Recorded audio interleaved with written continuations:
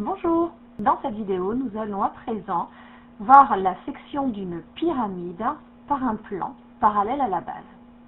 Alors là, nous avons une pyramide à base rectangle. Vous voyez que la base de la pyramide, c'est un rectangle. Et nous avons un plan qui est parallèle à cette base. Nous allons le faire monter le plan jusqu'à la pyramide. Voilà, avec donc cette section, l'intersection de la pyramide avec le plan nous donne ici la section verte que vous avez également sur la droite. Et on voit en faisant monter le plan jusqu'au sommet de la pyramide, voilà, que la section c'est toujours un rectangle.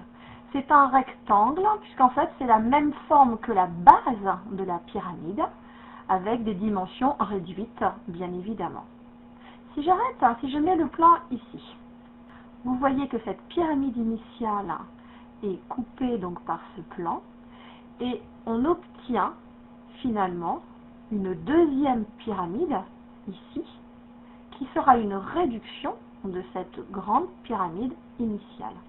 Le plan étant parallèle à la base de la pyramide, on peut appliquer le théorème de Thalès, tout ce qui est finalement réduction, agrandissement, réduction, théorème de Thalès, homothétie, tout ça c'est dans le même esprit avec la proportionnalité.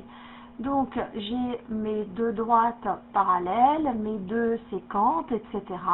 Et bien ici, pour connaître le coefficient de réduction de ma pyramide, finalement, je vais faire le rapport de cette longueur de la petite pyramide divisée par cette longueur de l'arête, donc de la grande pyramide. Je pourrais également placer le centre de la base de la grande pyramide et même chose sur la petite pyramide, placer le centre de cette base.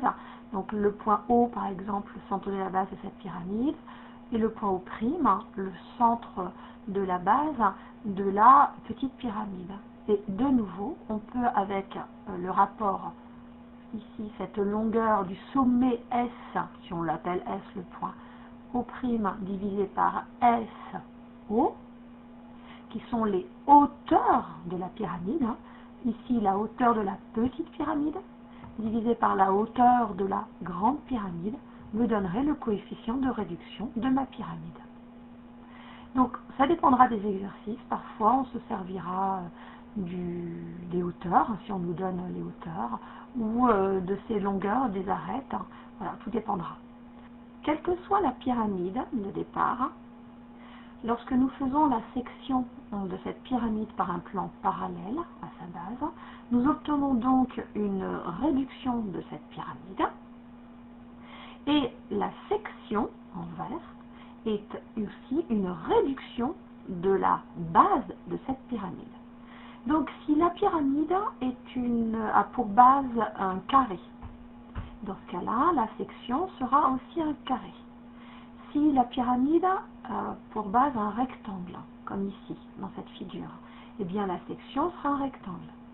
Si la base de la pyramide est un triangle, vous avez compris, la section verte sera une réduction de ce triangle. Dans le rapport, l'arête de la petite pyramide divisée par l'arête de la grande pyramide, ou la hauteur de la petite pyramide divisée par la hauteur de la grande pyramide.